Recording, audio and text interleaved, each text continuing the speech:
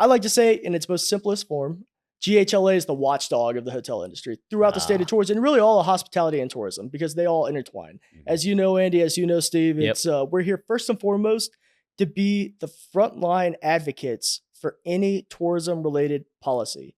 And it's big business here in the state of Georgia. Huge. If you can believe it, the hospitality and tourism industry is, I like to say, the largest economic engine in the state because they're right in line with agribusiness, employing nearly 500,000 jobs. That is makes it the second largest private sector employer in the state of Georgia. So being able to represent and fight for that great industry, one, it truly is rewarding. But two, more importantly, we're ensuring that Georgia's economic stability can continue to thrive year after year.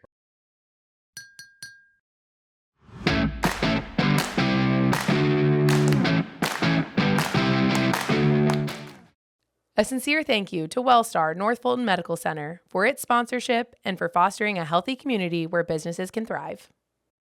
Welcome back to Brew Talks. I'm Steve Stroud, President and CEO of Roswell Inc. We're the economic development organization here in the city of Roswell. I'm Andy Williams, President and CEO of Visit Roswell, the city's destination marketing organization charged with the promotion of tourism throughout the community.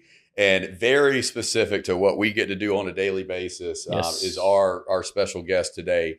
Not only is he a member of our board of directors and somebody who advocates for both tourism and economic development, he's a Roswell resident. Even better. A long-term Roswell resident. As we've said recently, deeply rooted in the tourism industry. He never really actually had a shot to do anything else. Chris Hardman here, President and CEO of the Georgia Hotel and Lodging Association. And this goes back to Chris's grandfather founding the Southeast Tourism Society. His dad running that organization, Bill Hardman Jr. for a long time. Chris has been involved with the Georgia Restaurant Association. He's on the board of directors for the Georgia Association of Convention and Visitors Bureaus. Chris and I have been on the phone a lot. I would argue there is almost no better champion, supporter, and advocate for the tourism and hospitality industry than this gentleman right here. And Chris, it's a pleasure to have you on. Well, always good to be around you two gentlemen. Two of my favorites that there are. I mean, you guys are what make Roswell what it is today. It's truly an incredible place. And I call it Ros Vegas for a reason because we get to have fun every day. That's right. Do. It's a good thing. Hey, and a shout out to your dad. You know, your dad served on our board for 20 years. Yes, he did. And like I said, it was his favorite board. And we because had it's Roswell. It was right. It was home. That's right. So the approach we're going to take today is, I mentioned Chris is involved in the hospitality industry, and we always like to say tourism is economic development is tourism. Visit Roswell and Roswell Inc. work hand in hand. We are joined by offices here on a daily basis. We work hand in hand. And at the end of the day, we are advocates and supporters for the hospitality industry. The hospitality industry, by the way, is huge in Roswell. When you look at the number of restaurants we have, the attractions, the parks, the transient business that comes in as a part of that. And in big part, thanks to the work that Roswell Inc. does with their recruitment and retention efforts. If we didn't have hospitality in Roswell, it would be tough. We would be pretty cooked, right? Yeah. And in Fulton County, if we didn't have hospitality, gosh, I think the average household would probably pay about $650, $700 additional property tax around that, So, Chris, some of the things that we want to talk about, we can talk about tourism advocacy and a number of different things related to the state of the industry and the health of travel throughout Georgia. But GHLA, your organization, and you specifically as a registered lobbyist, are involved in a lot of different legislative items.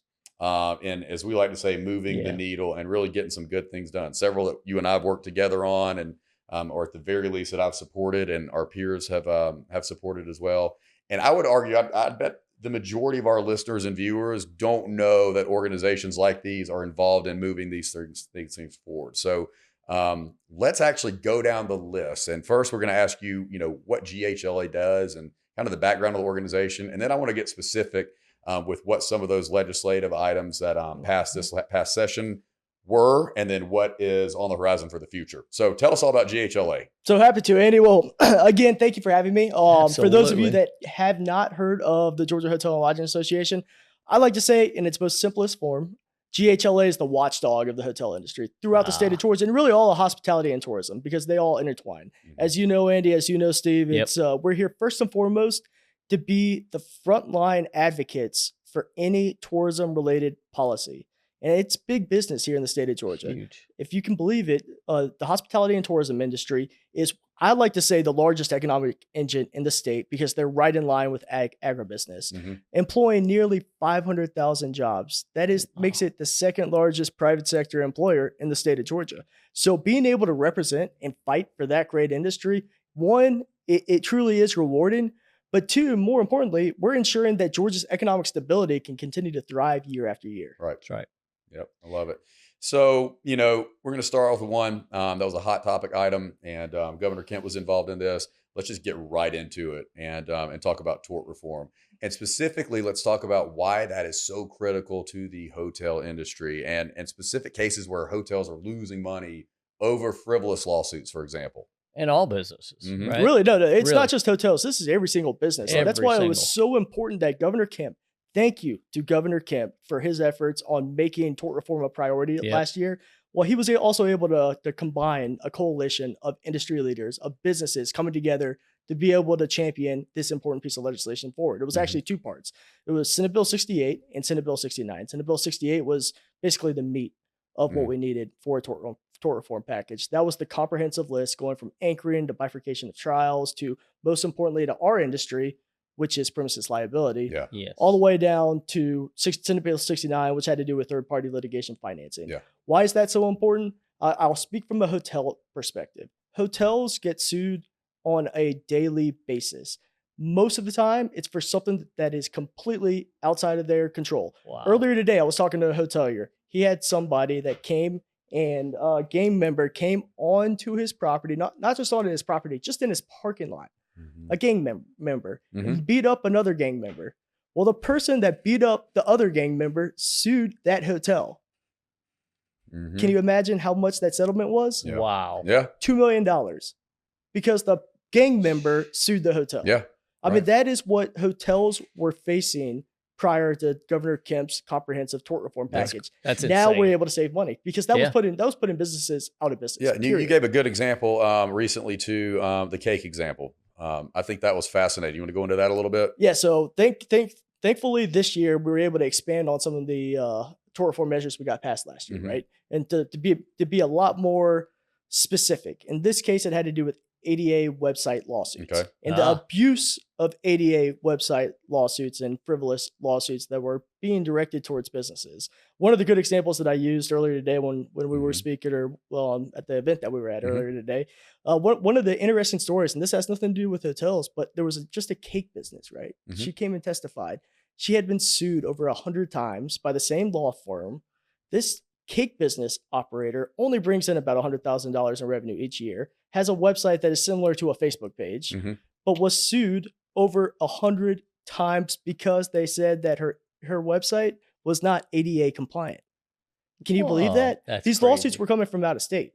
Well, luckily, Representative Trey Kelly introduced House Bill 1470 and our soon-to-be, the winner of the Republican ticket for the Attorney General, Senator Brian Strickland. He carried it in the Senate. That legislation went to combat some of those frivolous website ADA lawsuits that are occurring.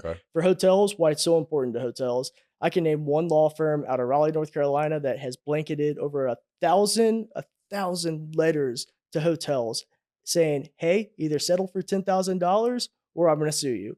What are they going to do? It's cheaper to settle for $10,000 than to pay $50,000 for an attorney to fight it. Well, this legislation allows you to get all those legal fees back once you fight it, and ultimately, as they will, prevail in court. It was an important piece of legislation and something that needed to happen because these kind of frivolous abuses of our system were put in businesses like the individual cake owner or like some of these smaller independent hotels, putting them out of business because they can't afford to settle time and time again. And then driving the rates up on their insurance. And driving their rates up on their insurance. That's why it was so important, especially for the comprehensive tort reform package, is to bring those insurance premiums down for commercial properties hotels. And we're seeing that already starting to occur. I was in DC last week speaking to a group about bringing some federal tort reform legislation, mostly around third-party litigation financing. So you can't have investors coming in investing in tort cases, right? Which is just crazy to believe that happens. Governor Kemp was able to solve it here in Georgia. Let's allow DC to solve it nationwide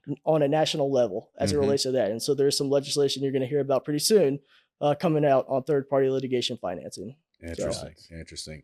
Yeah, and one of the things too, whenever I'm out and about, I always get a lot of questions on short-term rentals. Obviously Airbnb and Vrbo not going anywhere. Municipalities are figuring out how to work with them, how to adjust to them. They're becoming really a part of the product and a part of the landscape in these communities. And wasn't too long ago, there really wasn't a way to track necessarily, and particularly to have the playing field be level with regard, particularly to paying the lodging tax, right? When a guest stays in a hotel, that guest portion of their bill, they're having an excise tax of a certain percentage.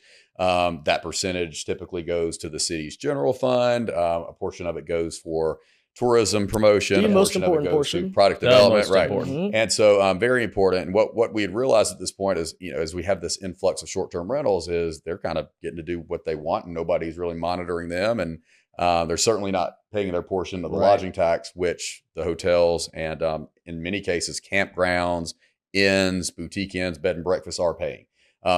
GHLA was a champion, in fact, of a piece of legislation, and I'll let you go into that, so much so that it's being modeled by multiple states throughout the country. You want to go into that a little bit? Gosh, one of the pieces of legislation that I'm most proud of is House Bill 317, which is what you're alluding to. That was authored by Chairman Ron Stevens, one of my favorite representatives in the House of Representatives, because he chairs the Economic Development and Tourism Committee in the House. He's been a true champion for a lot of tourism related issues. Well, House Bill 317 addressed such a critical issue, and it was a critical time of need for us because it was coming out of the pandemic. This happened around 2021 when this piece of legislation passed. Well, it ensured and it made it mandatory that short-term rental platforms were held responsible for the collection and remittance of the hotel motel tax and any other sales and use taxes on behalf of their host. Right. So the hosts like it. The short-term rental owners, right? Many of them are here in Roswell. Yes. They liked it because no longer does that burden fall on them, but it falls on the platform. Yeah. And we like it most importantly because that brought in an additional $150 million of additional revenue that went to go put in heads and beds, butts and seats, fans and stands, and feet on streets. That went to you guys so you can market the destination like here in the city of Roswell. Yeah, but it was an essential piece. I mean, coming out of COVID too, that was vital because it did give us additional funding. And, just to explain that, gosh, in even simpler terms, I mean, imagine a community that's got 300 short-term rentals. That municipality would have to collect 300 different and invoice 300 different businesses. And at that point, you got several of them that come online. I mean, it's a daily monitoring. And if you don't have proper, enforcement of that, how do you keep up with that? And so the fact that Airbnb now cuts a check to the city and city remits it, so easy. And GHLA, the way that legislation, that language was written was just brilliant. And I know that others are looking at that as well. Exactly. And we were the first state in the nation to do just what we did. Yeah. By putting that burden on the platform. And now we're taking it around the nation to allow it to become model legislation for other states to be able to adopt. Yeah. That's pretty progressive. We try. Yeah, I know. This is Georgia. We try to be the first for all the good things. Unlike California, where we get all the bad from there. There you go. There you go. Well, especially going off DMO funding and how important tourism is, a portion of our funding is protected. And that it's designated really for the purpose of tourism marketing promotion. Obviously, you get into other areas of tourism product development, more physical things. But in some cases, perhaps, people don't understand what a CVB does, whatever the case. And we find ourselves having to defend ourselves, in order to keep that. Because at the end of the day, what we're doing is we're promoting the destination for economic impact, right? For economic vitality. We're promoting the local businesses who perhaps don't have the marketing budgets to do so themselves. We are driving business in.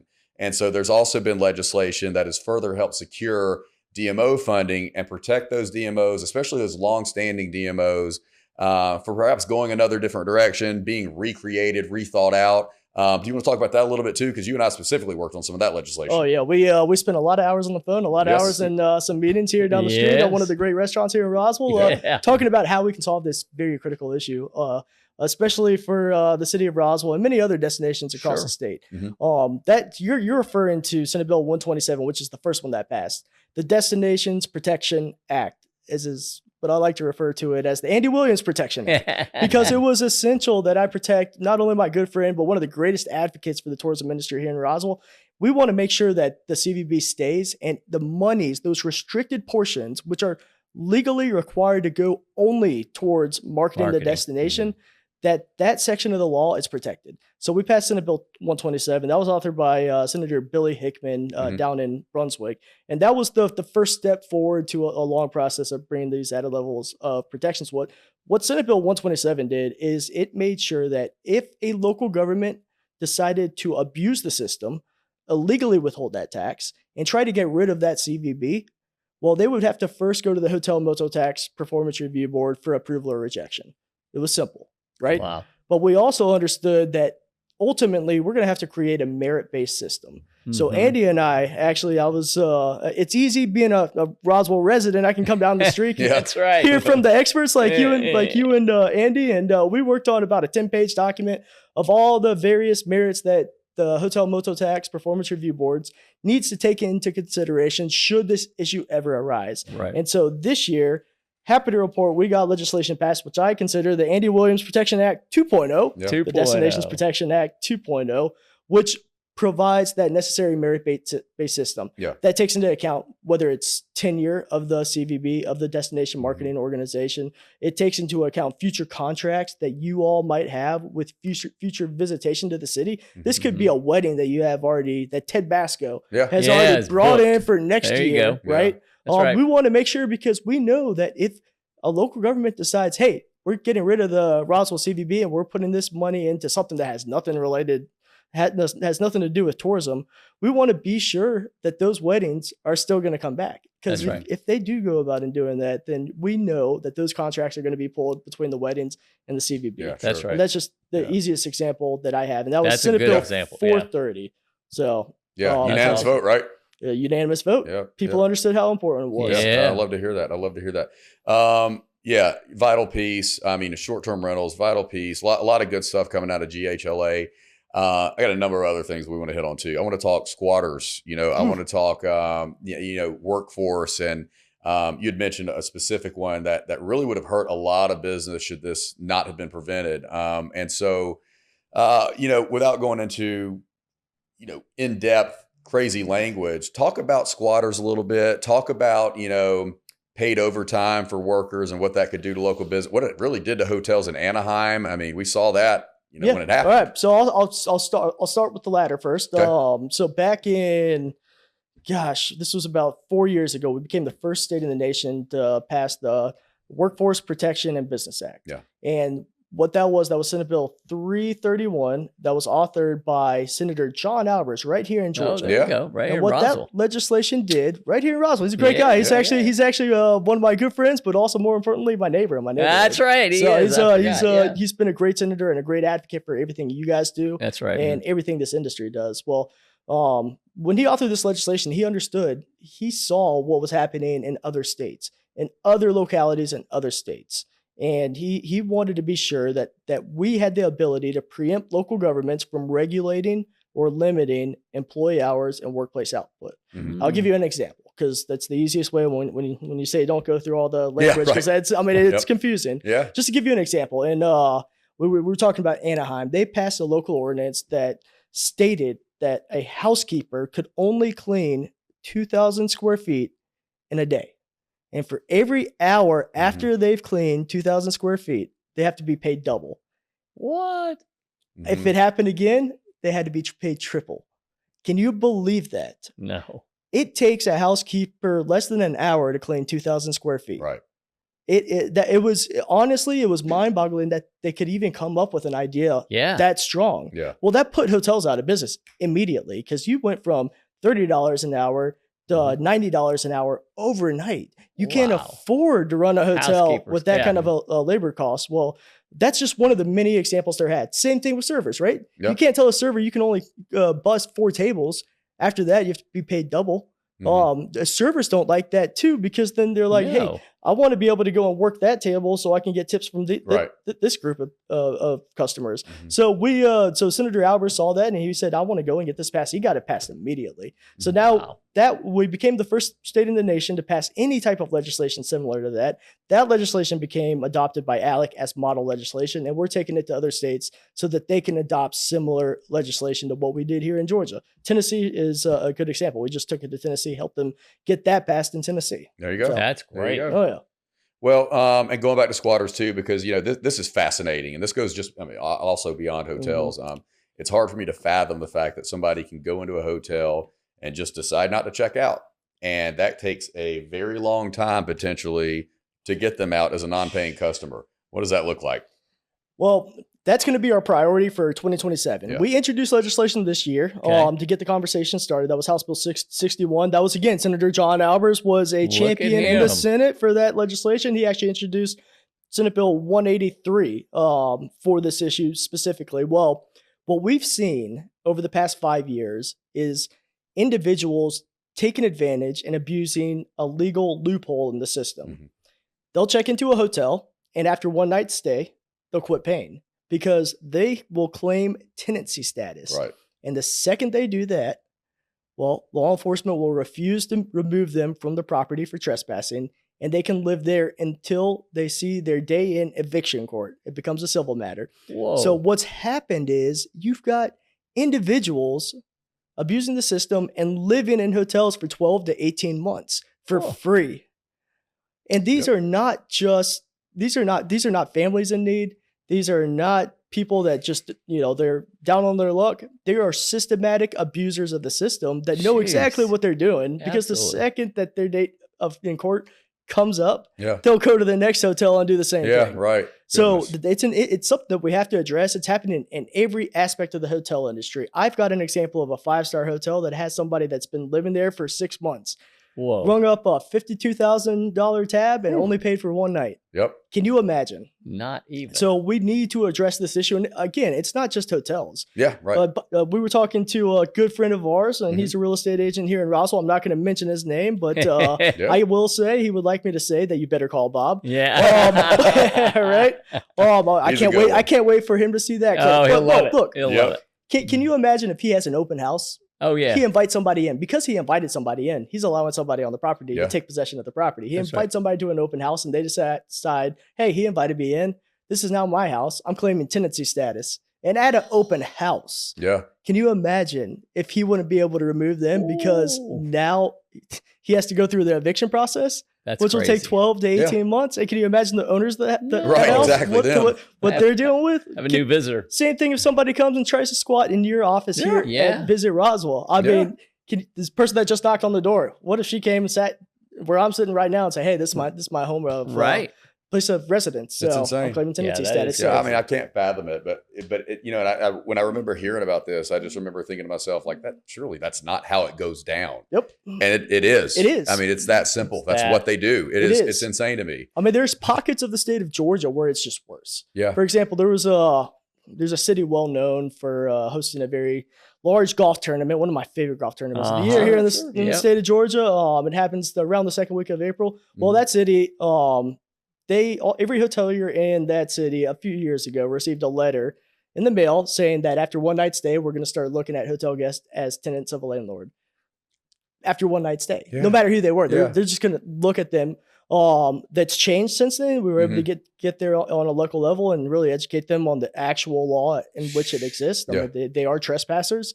So this is popping up everywhere. And it's something that we need to solve. All we need to do is clean up the discrepancy between an innkeeper-guest relationship versus a landlord-tenant relationship. And this legislation does something that is simple as can be. It simply makes it a duty of law enforcement officers to remove hotel guests who refuse to pay and refuse to leave. There you go. Which is common sense. Yeah. I mean, it's what everybody in the world thinks the law already does. Right, exactly. But currently, right now, believe it or not, it doesn't. That's right. And it goes back to what we opened this conversation up with, was tort reform. Right? Tort reform, exactly. When it really comes down to common sense. Yes, it does. Things. Yes, it does. Well, and look, we can go on and on and on about this stuff because Chris has been involved in some really many good things. One of the things I do want to hit on too, though, and I always try to make this a point, especially when I'm with Chris here, is it's on the state of the tourism marketing for the state of Georgia.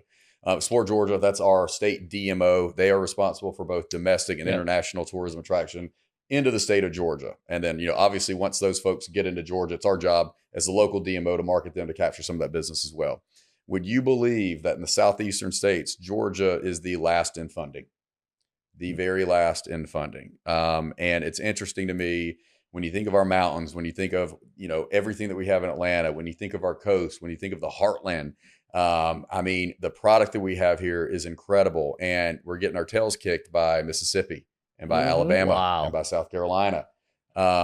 It blows my mind. And just kudos to you, Chris, because your organization also advocates for invested funding in tourism marketing dollars. And so we appreciate that. We support that. Yeah, that's big. Our communities around the state, our community DMOs support that, obviously. And Chris is further one of the champions who really is trying to do a good job. So important. Getting some movement there as well. Yeah, tourism marketing is key for economic vitality here in the state of Georgia. Just period. We talked about it at the very beginning. We're the largest economic engine in the state. Mm-hmm. We need this to continue to grow if we want to see a continued economic success. We know right now, because of our lack of funding when it comes to tourism marketing, that Nashville, Tennessee and the state of Tennessee, they're trying to poach the conventions that we have, the guaranteed conventions that we have here in the state of Georgia, to come to Tennessee. Mm-hmm. We know Chicago right now is trying to bring them to their convention center. Yep. That's because they've invested in tourism marketing. Yep. They've invested in that necessary arm that you need to be able to recruit businesses, recruit conferences, when Georgia is not, just period. You said it best. We are ranked last when it comes to tourism marketing in the nation. Yeah. But here's the kicker. The city of Helen, Georgia spends more on marketing the city of Helen than the state of Georgia spends on marketing the state of Georgia. Yeah. Wow. Can you believe that? That has to change, because we will not be able to grow as an industry, but more importantly, we won't be able to grow as an economy if we're still the ranked last in tourism marketing. That's right. It's just period. It's again goes back to common sense. Yeah. For next year, obviously we're going to be once again making it a priority of ours to go out and try to get appropriated dollars to funding tourism marketing. But also we will be supporting Chairman Drew Eccles, who's the senator who chairs the Economic Development and Tourism Committee, and his efforts to create a guaranteed funding stream for tourism marketing. We have a great opportunity to be able to bring the world into the city of Atlanta and the state of Georgia. Yep. But more importantly, we know that over 5 billion people will tune in to watch the World Cup. Yeah. Yep. That's 5 billion eyes that could be watching Georgia and learning about Georgia. That's 5 billion opportunities that we have to keep Georgia on the world's mind. That's right. But we are not taking advantage of the marketing opportunity that we have right now to be able to bring them in. Yeah, it's right in front of us. Each one of them will spend over $5,000 in the state. If we just bring an international traveler in, but we're not investing in marketing to them. So we need to solve that. It's a crisis that we're in right now, and we hope to do so next year. Absolutely. Well, and you're advocating constantly for that. We know that, and we appreciate it. Yeah. It's key to all of our business. And it goes back to all the great work that you all do, because it's not just me advocating. It is both of you going in and calling your elected officials and saying, hey, this is why tourism marketing is so important. And I can't thank you enough for the efforts that you've done for that. So we're here for you. That's for sure. As we always say in the state of Georgia and in the city of Roswell, it's a great day to do business. It's a great place to come visit. Yes, it is. Thanks, Chris. Cheers. Las Vegas, baby. Yeah. Cheers. Cheers.